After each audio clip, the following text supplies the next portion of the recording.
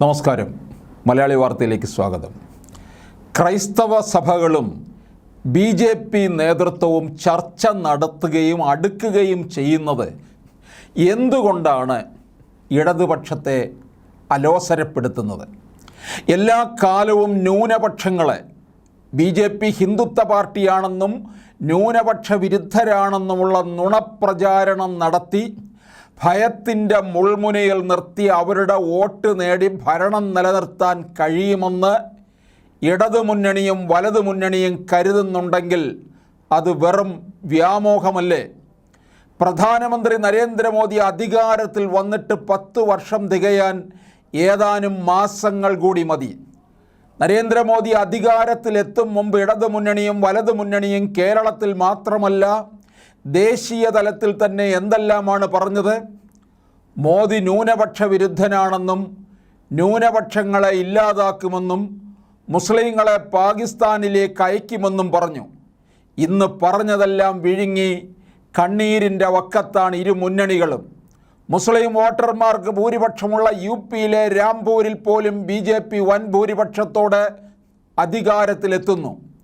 ഒരു കാലത്ത് അയോധ്യയുടെ പേരിൽ ഹിന്ദുക്കളെയും മുസ്ലിങ്ങളെയും തമ്മിലടിപ്പിച്ചിരുന്ന അന്തരീക്ഷത്തിൽ നിന്ന് മാറി മുസ്ലിങ്ങൾക്ക് വേണ്ടി അയോധ്യയിൽ കേസ് കൊടുത്ത പരാതിക്കാരൻ വരെ ശ്രീരാമക്ഷേത്രം നിർമ്മാണത്തിന് അവിടുത്തെ പ്രാണപ്രതിഷ്ഠയ്ക്ക് സൗകര്യങ്ങൾ ഒരുക്കാനും വിമാനത്താവള ഉദ്ഘാടനത്തിനെത്തിയ പ്രധാനമന്ത്രി നരേന്ദ്രമോദിക്ക് പുഷ്പവൃഷ്ടി നടത്താനും തയ്യാറാകുന്ന സൗഹാർദ്ദത്തിൻ്റെ ചിത്രം പുതിയ ഭാരതത്തിൻ്റേതാണ്.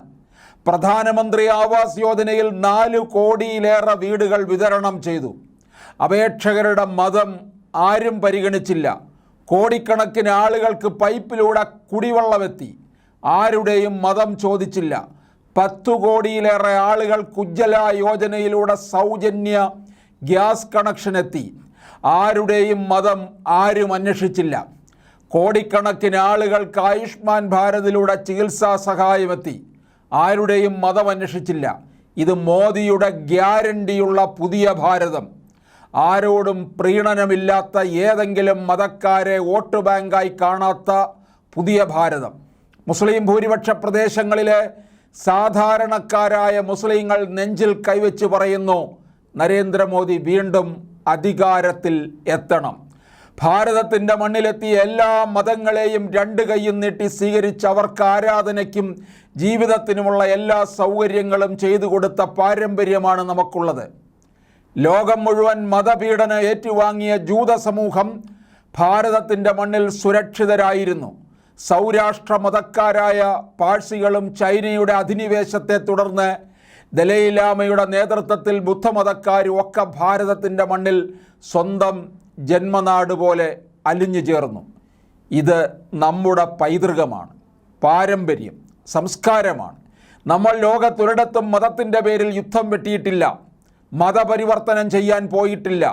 വിജ്ഞാനത്തിൻ്റെ പ്രഭാപ്രസരവുമായി ലോകം മുഴുവൻ ദൈക്ഷണികത കൊണ്ട് കീഴടക്കാൻ പോയ ജ്ഞാന തപസ്വികളുടെ നാടാണ് ഭാരതം.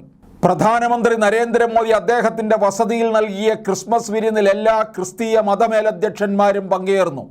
പങ്കെടുക്കാനെത്തിയ മലയാളികളുടെ പ്രിയങ്കരിയായ കായിക താരം അഞ്ജു ബോബി ജോർജ് കായിക മേഖലയിൽ പ്രധാനമന്ത്രി നടത്തുന്ന ഇടപെടലുകളെക്കുറിച്ചും അദ്ദേഹത്തിൻ്റെ കാലത്ത് മത്സരിക്കാൻ കഴിയാതെ പോയതിനെക്കുറിച്ചും പറഞ്ഞു. മോദിയുടെ വിരുന്ന് കഴിഞ്ഞ ഉടൻ തന്നെ സാംസ്കാരിക മന്ത്രി സജി ചെറിയാൻ പ്രതികരിച്ചത് കേക്കും മുന്തിരിയിട്ട് വാറ്റിയ വീഞ്ഞും കഴിച്ചപ്പോൾ മതമേലധ്യക്ഷന്മാർക്ക് രോമാഞ്ചം വന്നു എന്നായിരുന്നു അദ്ദേഹത്തിൻ്റെ പ്രതികരണം. സാംസ്കാരിക മന്ത്രിയുടെ സാംസ്കാരിക നിലവാരത്തെക്കുറിച്ച് നേരത്തെ തന്നെ കേരളത്തിലെ ജനങ്ങൾക്ക് ബോധ്യമുള്ളതാണ്. മുഖ്യമന്ത്രി പിണറായി വിജയൻ കഴിഞ്ഞ ദിവസം ക്രിസ്തീയ മതമേലധ്യക്ഷന്മാർക്ക് വേണ്ടി വിരുന്ന് നടത്തിയിരുന്നു. അതിൽ രോമാഞ്ചം കൊണ്ടുവരാൻ എന്താണ് ചെയ്തതെന്ന് സജി ചെറിയാൻ വ്യക്തമാക്കിയാൽ നല്ലതാണ്.